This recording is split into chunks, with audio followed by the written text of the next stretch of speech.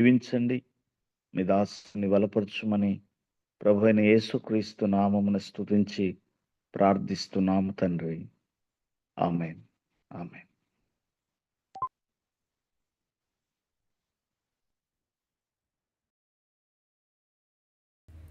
ఆమేన్, ఆమేన్, ఆమేన్. Shalom. దేవుని నామమున దేవుని కాలం ఏకీవించిన ప్రతి ఒక్కరికి నా ప్రత్యేకమైనటువంటి శుభములు, వందనాలు తెలియజేస్తా ఉన్నాను. దేవుని కృప మనందరికీ ఈ దినము విస్తరింపజేయబడును గాక. సమయంలో ఈ రోజుకి సంబంధించిన వాక్య భాగాన్ని జ్ఞాపకం చేసుకుందాం.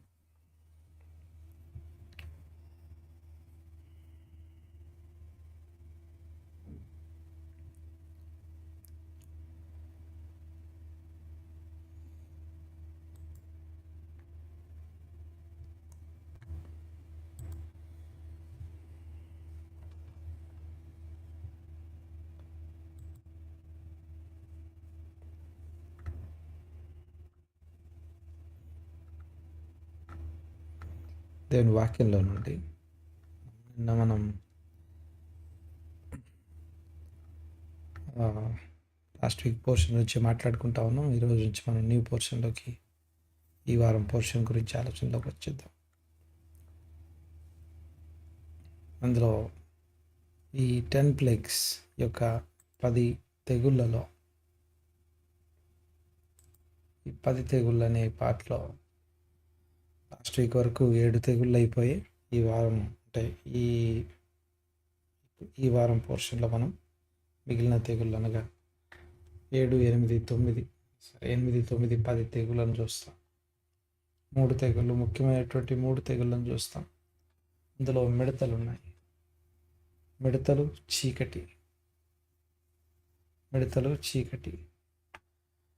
ఆ తర్వాత మిడతలు, చీకటి, అసలైనటువంటి చివరిది, ఆఖరిది ఆ యొక్క ఐగుప్తు తొలిచూలు మరణం అనేది ఈ వారం మనం ధ్యానించి చదివి ఆలోచించవలసినటువంటి విషయం అది. ఇంకా ఇందులో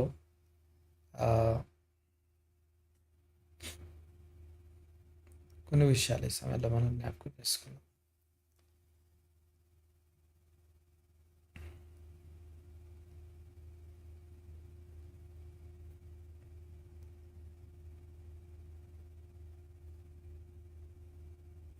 ఈ ప్లేగ్స్ అనేవి ఎందుకు అని అడిగితే మనము మాట్లాడాల్సిన మాట, తెలిసి ఉండాల్సిన మాట, దీస్ ప్లేగ్స్ ఆర్ జడ్జిమెంట్స్.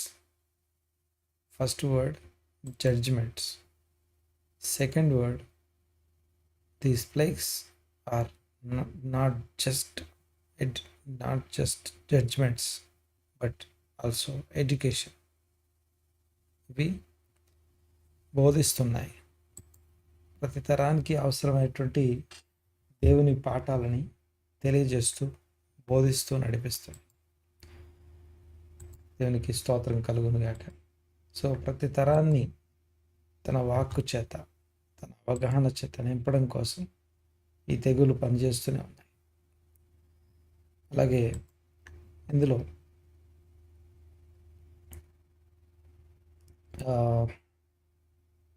10వ అధ్యాయం 2వ వచనం, 10వ అధ్యాయం 2వ వచనం చూడండి ఒకసారి.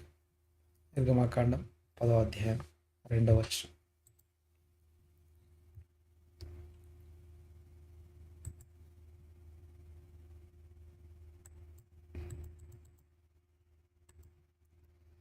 నీవు నీ కుమారునికి ప్రచురము చేయునట్లును నేను అతని హృదయమును, అతని సేవకుల హృదయమును కఠినపరిచితిని. ప్రతి తెగులు కఠినపరచడం, మరలా ఇది ఒరిజినల్ నిజస్థితి, దేవుణ్ణి ఎదురాడే స్థితి. అది ఫరో యొక్క దేవుణ్ణి ఎదురాడే ఆ స్థితి.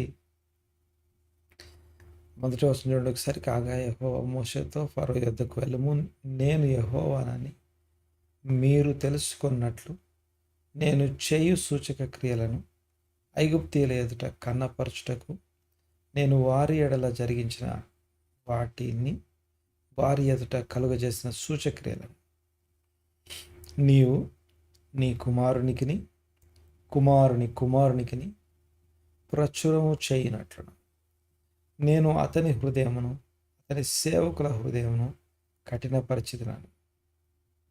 రాబోయే తరాల వారు దేవుణ్ణి తెలుసుకోవాలి అనే ఉద్దేశంతో దేవుని గొప్ప ప్రణాళికలో ఇవన్నీ కొనసాగించబడతాయి. అయితే ఇందులో 3వ వచనంలో, కాబట్టి మోషే అహరోనుడు ఫరో యొద్దకు వెళ్ళి అతన్ని చూచి ఇలాగూ చెప్పి, హెబ్రీయుల దేవుడగు యెహోవా సెలవిచ్చినదేమనగా, నీవు ఎన్నాళ్ళ వరకు నాకు లొంగ నొల్లకయుందువు? నన్ను సేవించుటకు నా జనులను పోనిమ్ము. నీవు నా జనులను పోనీయనొల్లని ఎడల, ఇదిగో రేపు నేను మిడతలను నీ ప్రాంతంలోనికి రప్పించదు. సో ఇది ప్రతి తరానికి చెప్పడం కోసం, ప్రతి తరాన్ని ఎడ్యుకేట్ చేయడం కోసం ఇవన్నీ జరుగుతున్నాయి.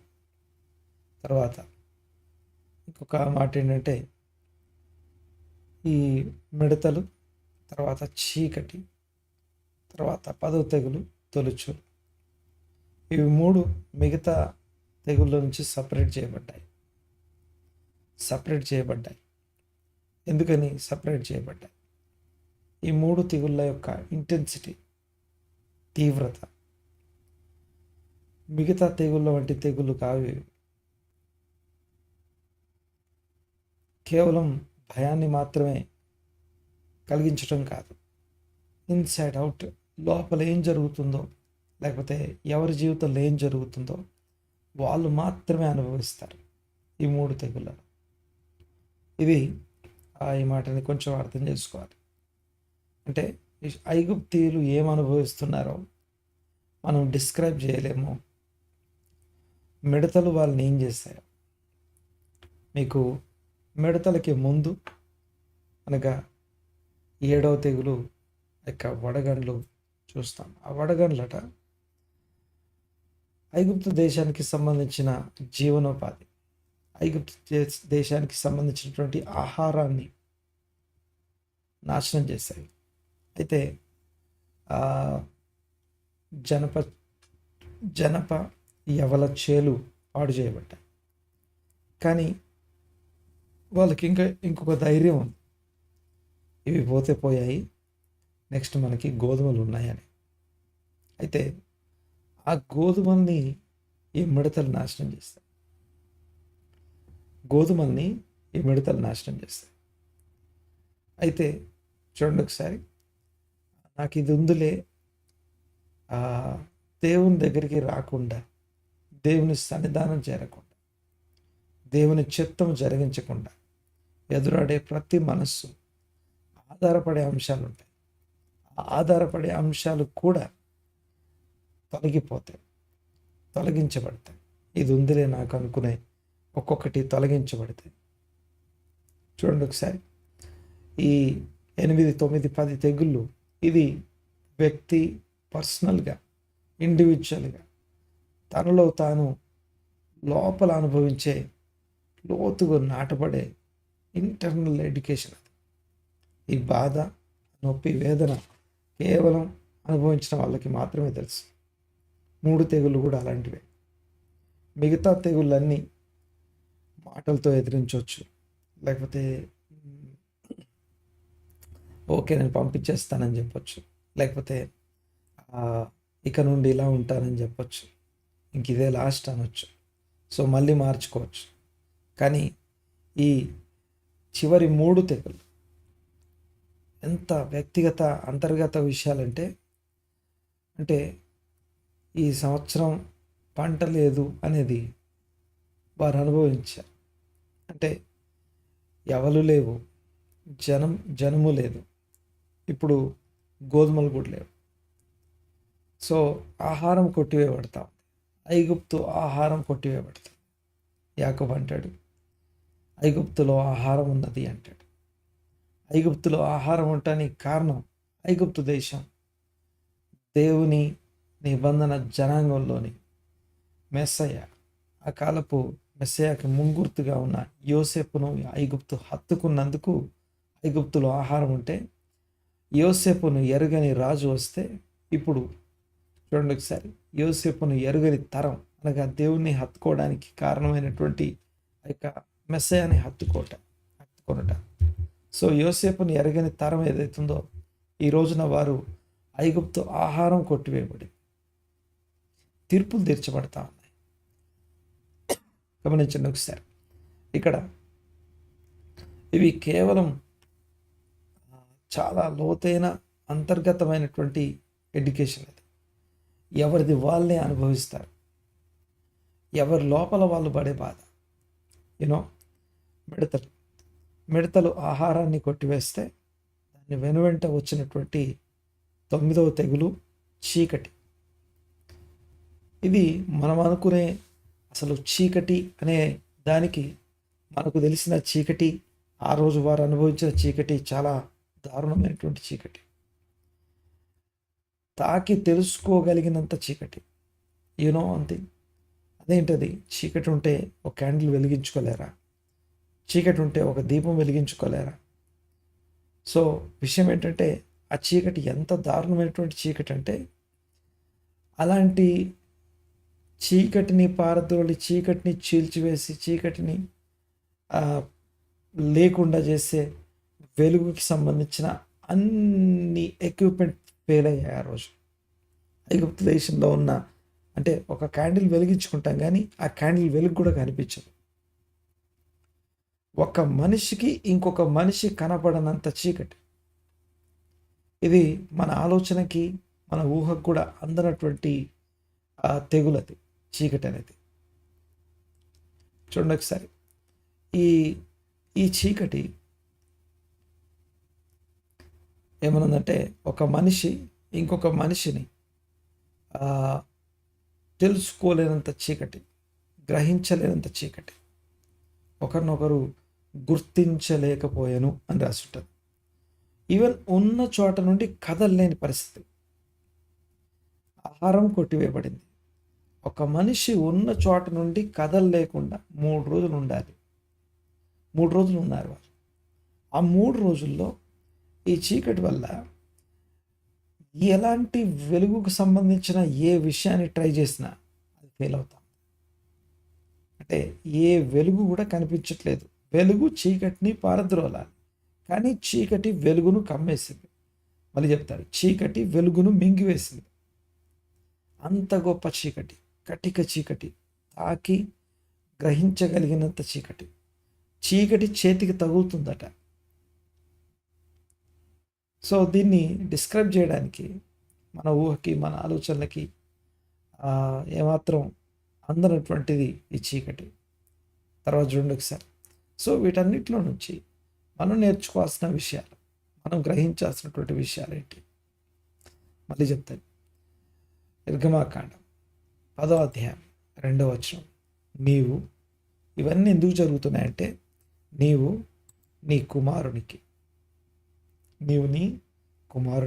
అంటే దేవుడు ఏమై ఉన్నాడో, దేవుడు దేన్ని ఎలా ఆపరేట్ చేయగలడో, ఆయన ఎంత శక్తిమంతుడో, అంతేకాకుండా ఆయన ఎంత కంపాషనేట్ అనగా ఎంత కృపగలవాడు. నీ కుమారునికి ప్రచురము చేయనట్లును నేను అతని హృదయమును, అతని సేవకుల హృదయములను కఠినపరిచితిని. తర్వాత గమనించండి ఒకసారి. ఇందులో మీకు ఒక విషయాన్ని మీకు ఇక్కడ జ్ఞాపకం చేస్తాను. తర్వాత ఇక ఈ 3వ తెగులు అనగా 9వ తెగులు అయిన తర్వాత 10వది, ఈ వారానికి 3వది అయినటువంటి తెగులు తొలిచూలు మరణం. ఈ తొలిచూలు మరణం అనేది కూడా, ఇది ఒక వ్యక్తి కాదు, ఈవెన్ కుటుంబం అనుభవిస్తుంది. ఒక వ్యక్తి కాదు, ఒక కుటుంబం ఫేస్ చేస్తుంది. ఐగుప్తులో ఉన్న తొలిచూలు మరణిస్తే అది ఎలాంటి ఎలాంటి పరిస్థితి ఉంటుంది. అంతేకాకుండా ఈ ఐగుప్తు తొలిచూలు మరణానికి మరియు ఈ యొక్క చీకటి అనే తెగులుకి మధ్యలో 11వ వచనం, 11వ అధ్యాయం మనం చూస్తాం. 11వ అధ్యాయం, 10వ అధ్యాయంలోనే మిడతలు, చీకటి. ఇక 11వ అధ్యాయంకి వచ్చేసరికి ఇంకొక తెగులు రాబోతుంది అని మొదలవుతుంది. ఇంకొకటి చివరి తెగులు, ఇది ఆఖరి. ఈ ఆఖరి తెగులు ఇశ్రాయేలు ప్రజలను ఫరో పోనిస్తాడు. ఇంకా ఫరో నువ్వు వెళ్ళిపో, ఇంకా మీరు ఇక్కడి నుంచి వెళ్ళిపోండి అని చెప్పేటటువంటి తెగులు ఇది. అంతేకాదు, ఆ చీకటికి ముందు లేకపోతే మాట్లాడుతూ ఫరో అంటాడు, ఇంకొకసారి నా ఎదురుకి రావద్దంటాడు. మోషే అంటాడు, నేను మళ్ళీ నువ్వు నా మొహం చూడవు, మళ్ళీ మనం కలుసుకోము అనే మాట చూస్తా. సో ఆ పాయింట్ ఏంటంటే,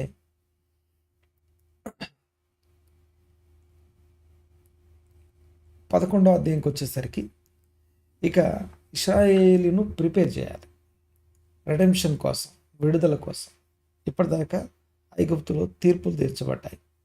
ఈ తీర్పులన్నిటి మధ్యలో ఇశ్రాయేలును నేర్చుకున్నారు. ఇదిగో ఇది దేవుడు అంటే, మా దేవుడు ఇలా స్పందిస్తాడు. మా దేవుడు మా ప్రమేయం లేకపోయినా, లేకపోతే మా ఆలోచనకి ఊహకు మించి నిబంధనను నెరవేర్చడం కోసం ఆయన ఏ కాలంలో అయినా సరే దిగి వచ్చి మాకు సహాయం చేస్తాడు. ఈ విషయాన్ని ఒకరు అనుభవించిన దాన్ని తన పిల్లలకు చెప్పాలి.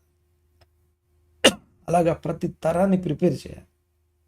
ప్రతి తరాన్ని, ఒక తరం ఇంకో తరాన్ని ప్రిపేర్ చేసేటప్పుడు ఒక తరంలో ఉన్నటువంటి ఇంప్యూరిటీస్ని నెక్స్ట్ తరంలోకి వెళ్ళకుండా మనము ప్యూరిఫై చేస్తున్నాం. మళ్ళీ చెప్తాను,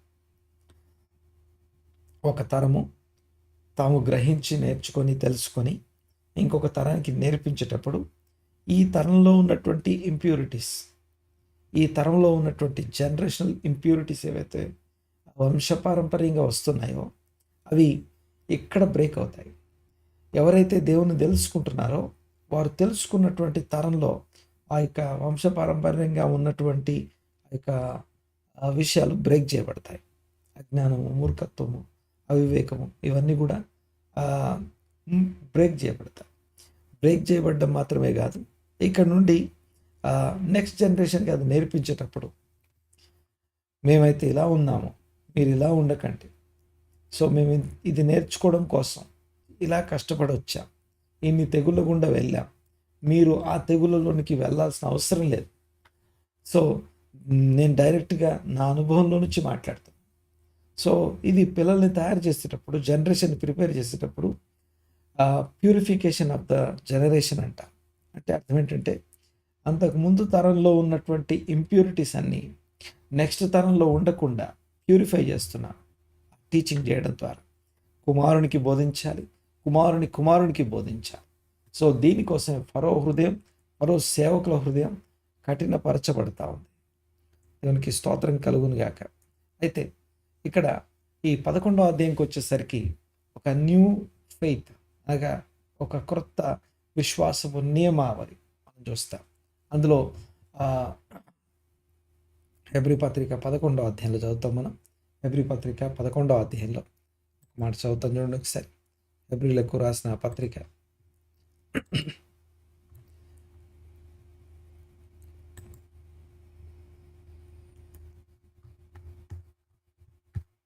28వ వచనం.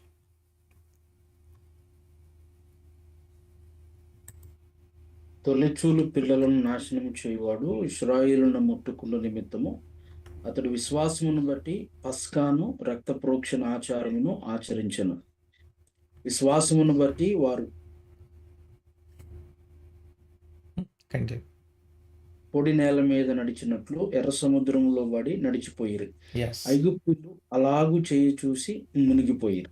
ఓకే, ఇక్కడ ఒక్కసారి ఆ మాటను గమనించండి ఒకసారి. 28వ వచనం ఏమనుంది అక్కడ? తొలిచూలు పిల్లలను నాశనము చేయువాడు ఇశ్రాయేలును ముట్టకుండా నిమిత్తం. యాక్చువల్గా ఈ తొమ్మిదవ తెగులు అయిపోయిన తర్వాత, చీకటికి సంబంధించిన తెగులు అయిపోయిన తర్వాత, చివరి తెగులు ఈ ఐగుప్తు తొలుచూలు నాశనం. ఆ తొలుచూలు పిల్లల నాశనం జరగకముందే ఇశ్రాయేలు ప్రజల్ని ప్రిపేర్ చేస్తున్నారు. రెడెంప్షన్ కోసం, విమోచన కొరకు ప్రిపేర్ అయ్యే పద్ధతి. ఈ రోజు కోసం నేను 3 మాటలు జ్ఞాపకం చేస్తాను. నంబర్ వన్, రోజు ఎలాగున్నామో అలాగే ఉండి, అదే మైండ్ సెట్, అదే యాటిట్యూడ్, అదే తరహాగా ఉండి విడిపించబడ్డ అసాధ్యం. లైఫ్ క్రిటికల్ చేయబడుతున్నప్పుడు, పరిస్థితులు మనతో మాట్లాడుతూ ఉన్నప్పుడు, we have to understand this is the time to change. మనం మారాలి అని అర్థం. సో ఇప్పటిదాకా చెప్పిన సాకులు, ఇప్పటిదాకా చెప్పిన ప్రతి విషయాన్ని పక్కన పెట్టేసి విశ్వాస్యతలోనికి, నమ్మకత్వంలోకి నడవాలి. మొదటి మాట మళ్ళీ చెప్తాను. So everything is set. ప్రతిదీ ప్రిపేర్ చేయబడింది, ప్రతిదీ సెట్ చేయబడింది. ఇక విమోచింపబడడానికి రెడీగా ఉన్నా, అంటే ఏదైనా విడుదల నాకు కావాలని కోరుకునే ప్రతి ఒక్కరు దాన్ని రిసీవ్ చేసుకోవడానికి ముందు, ఇంకా చూడండి ఒకసారి, 10వ తెగులు వచ్చింది అంటే ఇశ్రాయేలీలు ఐగుప్తు దేశం నుంచి బయటికి రావడానికి ఈ 10వ తెగులు రావాలి. 10వ తెగులు తొలుచూలు. ఈ ఐగుప్తీయుల తొలుచూలు పిల్లల్ని వారు పాతి పెట్టుకుంటున్న టైంలో ఇశ్రాయేలు బయలుదేరి బయటకు వచ్చారు. అంటే ఈ 10వ తెగులు వచ్చేలోపు మనల్ని మనం ప్రిపేర్ చేసుకోవాలి. ప్రిపరేషన్. నేను ఎలా ఉన్నానో అలాగే ఉంటాను, కానీ నాకు విడుదల కావాలి అనుకునే మనస్తత్వం, ఇది మనల్ని విడుదలలోనికి నడిపించదు. సో ఫస్ట్ థింగ్ ఏంటంటే, మొట్టమొదటి విషయం ఏంటంటే, ఇది మనల్ని మనం ప్రిపేర్ చేసుకునే సిద్ధపాటుకు సంబంధించిన ఏరియా. ప్రతి విశ్వాసపు విడుదల ఇంటర్నల్ అంతరంగంలో సిద్ధపాటుకు ఫస్ట్ డోర్ తీస్తుంది. ఫస్ట్ ఏరియా మనల్ని మనం సిద్ధపరచుకోవడం. సో సిద్ధపాటు లేకుండా, లేదా ఒక సిద్ధపడకుండా, లేదా ఏమంటామంటే విడుదల కోసం అవసరమైనటువంటి సిద్ధపాటుని మనం అనుభవించకుండా మనము విమోచనలోకి వెళ్ళలేము. రెండోది సో ఒక మనల్ని మనం మార్చుకునే సందర్భము అని తెలిసి ఉండడం మొదటి అంశం అయితే, రెండవ అంశం ఏంటంటే దేవుని చిత్తం ఏంటో ఆలోచించడానికి.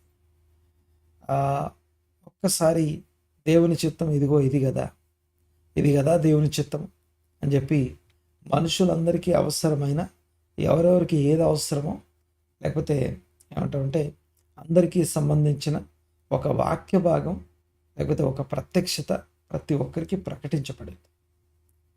ప్రతి ఒక్కరికి కూడా ప్రకటించబడింది. చూడండి ఒకసారి, అంటే మనుషుడా ఏది ఉత్తమో నీకు తెలియజేయబడింది అంటాడు. ఆ తెలియజేయబడిన దానిలోకి ప్రవేశించడం కోసం, రెండవది ఆ ప్రవేశించడం కోసం మనల్ని మనం క్రమపరచుకోవాలి. మొదటిది గ్రహింపు, అనగా నేను విడుదల పొందడానికి అవసరమైనటువంటి నన్ను నేను సరి చేసుకునే సమయం వచ్చిందని ఒక గ్రహింపుకు రావడం. రెండవది దానికి సంబంధించిన ఏర్పాటు జరగడం. ఈ 11వ అధ్యాయం తర్వాత 12వ అధ్యాయం చాలాసార్లు అందరూ సిద్ధపాటు అనగానే ఐగుప్తీయుల యొక్క వెండి బంగారాలు ఇశ్రాయేలు తీసుకున్నారు అంతవరకే చూస్తాం. కానీ ఆ ఐగుప్తీయుల వెండి బంగారాలు ఇశ్రాయేలుని విడిపించలేదు. వెండి బంగారాలు దోచుకోవడం ద్వారా వారు విడిపించబడలేదు. కానీ వారు విడిపించబడ్డానికి కారణం ఏంటంటే విశ్వాసపు ఆచారం. ఈ ఆచారము దేవుని దేవుని చిత్తానుసారమైనటువంటి ఆచారం. తొలుచూలు పిల్లలను నాశనము చేయువాడు ఇశ్రాయేలును ముట్టకుండు నిమిత్తం. చూడండి ఒకసారి 11వ వచనంలో మనకు రాసి ఉంది. ఏది నిర్గమాకాండం 11వ అధ్యాయంలో, లేకపోతే 10వ అధ్యాయం 2వ వచనం ఇందాక చదివాం కదా, అక్కడ ఏమన్నా వస్తుందంటే మీ పిల్లలకు తెలియజేయాలి అని రాస్తుంది. కానీ చూడండి ఒకసారి, ఆ తెలియజేయడం అనేది ఏం చేస్తుందంటే తొలిచూలు పిల్లల్ని నాశనం చేయువాడు ఇశ్రాయేలు తొలిచూలు పిల్లల్ని ముట్టకుండా ప్రొటెక్ట్ చేస్తున్నారు. ప్రొటెక్షన్ కిందికి రప్పించబడుతున్నారు. తర్వాత విశ్వాసమును బట్టి ఎలా ప్రొటెక్ట్ చేయబడుతున్నామంటే దేవుడా దేవుడా అని చెప్పి నేను నమ్ముతున్నాను నోట్తో చెప్పడం కాదు, క్రియారూపకంగా విశ్వాస సంబంధమైనటువంటి ఒక ఆచారం కిందికి రావాలి. రెండవది విశ్వాస ఆచారం. విశ్వాస ఆచారం మొదటిది ఆ యొక్క విశ్వాసానికి సంబంధించిన గ్రహింపు అయితే, రెండవది విశ్వాస ఆచారం. ఇక మూడవది ఏంటంటే ఐగుప్తీయుల దగ్గరికి వెళ్ళేసి ఇదిగో మాకు వెండి కావాలి, బంగారం కావాలని అడిగి తీసుకోవడం. ఈ అడిగినప్పుడు వారికి వీరి మీద కనికరం, కటాక్షం కలిగించాడట దేవుడు. ఆ కటాక్షాన్ని బట్టి, కనికరాన్ని బట్టి వారు ఆ యొక్క వెండిని, బంగారాన్ని వాళ్ళ చేతుల్లో పెట్టేశారు. సో దీన్ని ఎలా చూడాలి మనం? మూడవ విషయం మనతో మాట్లాడేది మొదటిది ఆత్మ సంబంధమైన వివేచన, గ్రహింపు అయితే, రెండవది ఆ యొక్క డిసిప్లిన్ లేకపోతే విశ్వాస ఆచార క్రమం. మూడవ ముఖ్యమైనటువంటి విషయం ఏంటంటే ఆ సిద్ధపాటు కోసం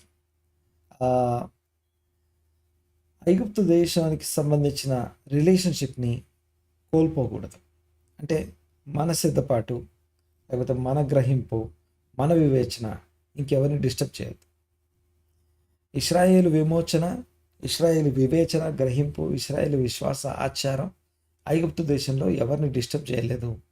ఐగుప్తులందరూ కూడా, ఇంకో మాటలు చెప్పాలంటే 11వ అధ్యాయంలో మనకు ఒక విషయం కనపడుతుంది. ఏంటంటే ఒకవేళ ఆ టైంలో కనుక ఫరోని, మోషే నిలబెట్టి ఎలక్షన్స్ జరిగిస్తే, ప్రజాస్వామికంగా ఎలక్షన్స్ జరిగిస్తే మోషేనే గెలుస్తారు. ఐగుప్తీయులందరూ కూడా మోషేకి ఓటేస్తారు. కారణం ఏంటంటే మోషే వాళ్ళందరి దృష్టిలో గొప్పవాడైపోయాడు. ఇక్కడ ఈ విషయం గుర్తుపెట్టుకోవాలి. ఇశ్రాయేల్ విమోచనకి ముందు ఐగుప్తీయుల్లో 2 విషయాలు చూస్తాం. ఒకటి, వాళ్ళు మోషేను గొప్పవాడిగా చూశారు. 2, ఇశ్రాయేలు ప్రజల మీద కనికరపడ్డారు. ఇది ఐగుప్తీయుల వైపు నుంచి. ఇవి 2 అవతల నుంచి రావాలి. మళ్ళీ చెప్తాను. ఐగుప్తీయుల నుంచి 2 వస్తాయి. ఒకటి, ఈ 2 కూడా చాలా ప్రాముఖ్యమైనటువంటి విషయాలు. ఒకటి, మోషేను ఐగుప్తీయులు గొప్పవాడిగా చూశారు. ఐగుప్తీయుల దృష్టిలో మోషే మిక్కిలి గొప్పవాడైపోయాడు, అంటే ఘనుడైపోయాడు. నాయకత్వం అంటే ఇలా ఉండాలి అనే స్థాయికి మారిపోయాడు. ఎందుకంటే ఇదే నాయకత్వం క్రింద, అనగా నాయకుడైనటువంటి ఐగుప్తు రాజైన ఫరో ఒకప్పుడు యోసేపుని ఎరిగి ఉన్నప్పుడు, ఒకవేళ యోసేపును గనక ఐగుప్తు రాజు హత్తుకొని ఉంటే ఇవే తెగుళ్లను హ్యాండిల్ చేసే విధానం వేరేలాగా ఉండేది. ఈ తెగుళ్లలో కూడా ఆశీర్వదించబడేవారు. మరొకసారి చెప్తారు. ఐగుప్తీయులు ఈ రాజైన ఫరో మెస్సయాని గనక హత్తుకున్నట్టుగా యోసేపును హత్తుకొని ఉండుంటే అప్పుడు ఈ తెగుళ్ళు వచ్చి ఉంటాయి. ఈ తెగుళ్లను ఐగుప్తు దేశం చాలా డిఫరెంట్గా హ్యాండిల్ చేసేది, వాటన్నిటి నుంచి తప్పించుకునేది. కానీ ఇప్పుడున్న ఐగుప్తు రాజైన ఫరో, లేకపోతే ఇప్పుడున్న ఫరో ఈ కాలపు యోసేపు అయిన మోషేను హత్తుకోవడానికి, మాట వినడానికి, లోబడ్డానికి ఇష్టపడలేదు. ఫరో ఎలాగైతే ఒక బానిసగా ఐగుప్తు దేశంలోనికి, లేకపోతే ఐగుప్తులో ఒక బానిసగాను, ఒక ఖైదీగా జీవించాడు, మోషే కూడా ఐగుప్తు ఫరో ఇంట్లోనే పెరిగాడు. అలాంటి మోషేను కనుక ఈ యొక్క ఫరో హత్తుకొని ఉంటే ఐగుప్తీయుల దృష్టిలో ఐగుప్తీయులు వారు ఈ తెగుళ్లను గొప్పగా బయటకు వచ్చేవారు. మీరు అనొచ్చు, ఒకవేళ తెగులు వచ్చి ఉండే కూడా కాదు కదా. కానీ గమనించండి ఒకసారి, ఒకవేళ ఇలాంటిది జరిగినా కూడా, అంటే నా పాయింట్ ఏంటంటే, నేను చెప్పాలనుకున్న విషయం ఏంటంటే, ఐగుప్తీయులైనా లేకపోతే ఫరో అయినా ఎవరైనా సరే మెస్సయాను హత్తుకొనుట ఇది విడుదలను, దీవెనను, ఆశీర్వాదాన్ని కలుగజేస్తుంది. ఐగుప్తీయుల దృష్టిలో మోషే మిక్కిలి గొప్పవాడగుట మొదటి అంశం. 2, ఇశ్రాయేళ్ల మీద వారికి కనికరం కలిగిందట, కటాక్షం కలిగిందట. అప్పటిదాకా వారిని దారుణంగా హింసించిన వారు ఈ తెగుళ్ళ అనుభవం, ప్రత్యేకంగా ఈ చివరి 3 తెగుళ్ళు, అందులో ఒకటి ఆ యొక్క మిడతలు వచ్చి ఆహారాన్ని కొట్టివేయడం, ఐగుప్తు ఆహారాన్ని కొట్టివేయడం. 2, ఆ యొక్క చిమ్మ చీకటిని అనుభవించడం. తాకగలిగినంత చీకటి వారు అనుభవించిన కారణం చేత చూడండి ఒకసారి. అంతేకాదు ఐగుప్తీయులందరికీ తెలిసిన ఇంకొక విషయం ఏంటంటే, మా అందరి ఇండ్లలో ఇంత చీకటి ఉంది, కానీ ఇశ్రాయేలీయులలో వెలుగుంది అనే మాట. ప్రార్థన చేసుకుందాం. ఈ రోజుకి మనం తలలు వంచి కళ్ళు మూసుకొని ఏకీవించి ప్రార్థనలో ఉందాం. పరమ తండ్రి, మహోన్నతుడా, కృపగల దేవ, మీకు వందనాలు, స్తుతులు, స్తోత్రం చెల్లిస్తున్నా. మీకే వందనాలు. మీ సన్నిధిని బట్టి, మీ కృపను బట్టి, మీ కనికరాన్ని బట్టి వందనాలు.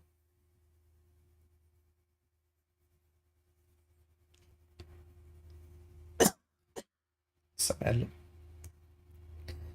మాకు అవసరమైన వర్తమానాన్ని, వాక్యాన్ని ఈ దినం మాకు అనుగ్రహించడం మీకు వందనాలు. కుమారునికి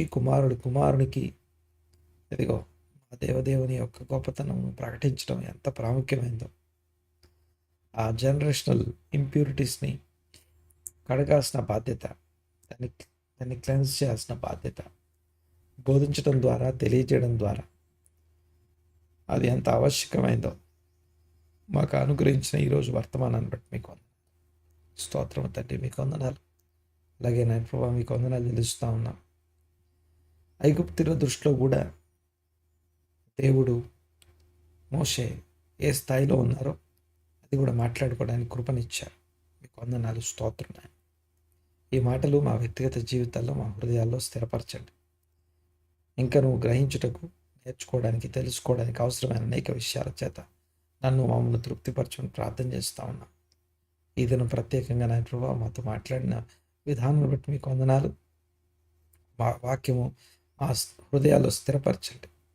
నెక్స్ట్ జనరేషన్ని ప్యూరిఫై చేసే వారంగా మాకు అవసరమైనటువంటి కృప అనుగ్రహించమని ప్రార్థిస్తున్నాను. వందనాలు, స్తోత్రం నాయన. ఈ సమయంలో మీ కంపాషన్, మీ కృప, మీ కనికరం, మీ యొక్క అద్భుతమైనటువంటి ఆశ్చర్య కార్యాలు, మహత్కార్యాలు జరిగించగలిగిన మీ శక్తి, ప్రభావం ఇక్కడ కూర్చున్న ప్రతి ఒక్కరూ వ్యక్తిగతంగా అనుభవించడానికి కృప దయచేయండి. ప్రతి విధమైనటువంటి చీకటి నుంచి విడుదల దయచేయండి. లేమి నుండి, అక్కర అవసరతల నుంచి విడుదలిచ్చి సమృద్ధిలో మేబడని స్థిరపరచని ప్రార్థిస్తున్నాను. ఏకించిన ప్రతి ఒక్కరి సాహస దీవెనల చేత నింపబడుదురు గాక. ఉదయకాల సాహసం గ్యాదరింగ్ యొక్క దీవెన మీ బిడ్డలు అనుభవించుదురు గాక. సమస్తం సమకూర్చి జరిగించమని క్రీస్తు గొప్ప నామన ఈ ప్రార్థన అడిగి బ్రతిమాలు వినంత వేడుకొంచున్నాము తండ్రి. ఆమేన్. ఆశీర్వాదం మా మీద పాట, ఆశీర్వాదం సెలవు తీసుకుందాం.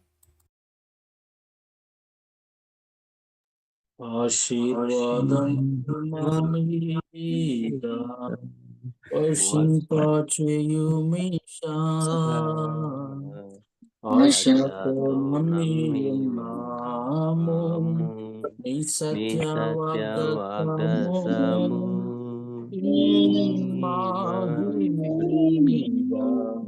కృమ్మారించు దేవా, బ్రహ్మార ప్రేమ వర్షాంబు కృమ్మారించుము దేవా. ఆమేన్. మన తండ్రి దేవుని ప్రేమయు, కుమారుడైన యేసుక్రీస్తు కృపయు, పరిశుద్ధాత్మ దేవుని యొక్క అన్యోన్య సహవాస, సమాధాన, నిబంధన సాక్ష్యము, వాక్య పరిచర్య చేసిన దైవజనులకును, జాయిన్ వేసిన పరిచర్యలకును, జూమ్ మీటింగ్ లో పాల్గొన్న వారందరికీ, సకల పరిశుద్ధులకును సదాకాలం తోడై నడిపించును గాక. ఆమేన్. అందరికీ ప్రైజ్ షాలోమ్. షాలోమ్ పాస్టర్ గారు.